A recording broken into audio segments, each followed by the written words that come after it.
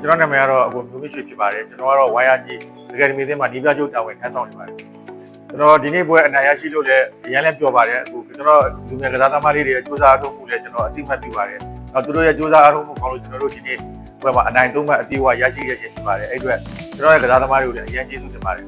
ကျင်းမှုလည်းအများကြီးရှိပါတယ်ကိုယ်ဒီလူငယ်လေးတွေစူးစမ်းပန်းစားပြီးတော့နောက်ဆုံးမိနစ်နောက်ဆုံးဆက်ကမှအနိုင်ကိုရရှိတဲ့အတွက်လည်းကျွန်တော်လူငယ်တွေအတွက်ကျွန်တော်ပုံပြပါတယ်ကိုကျင်းလဲကျင်းတတ်ပါတယ်ကျွန်တော်ကတော့ဒီ7ဘက်ကအတင်းဆိုတာလည်းဟိုတစ်ပတ်အတင်းကိုလည်းသူတို့ကအရန်ပြင်ဆင်ထားတဲ့အတင်းလေးစားမှုလည်းရှိတယ်အဲကြောင့်ကျွန်တော်လူငယ်ကစားသမားတွေကိုတကယ်ကြအာယုံစကြည့်ကစားဖို့လည်းမှာကြားထားကြည့်ကစားတာလို့အခုလိုမျိုးအောင်မြင်မှုလေးရရှိတာပါကျွန်တော်ကျင်းတတ်ပါတယ်ကို7ဘက်ကပြောရတဲ့အတင်းကြီးတင်းပါပဲ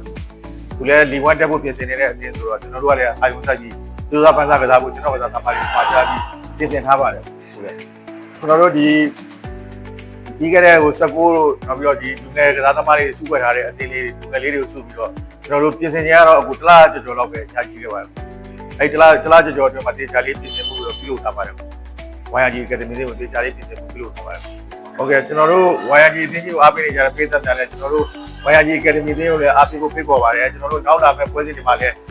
အနိုင်ရရှိအောင်အစွမ်းကုန်ကြိုးစားသွားပါမယ်ခင်ဗျာအားလုံးကိုကျေးဇူးတင်ပါတယ်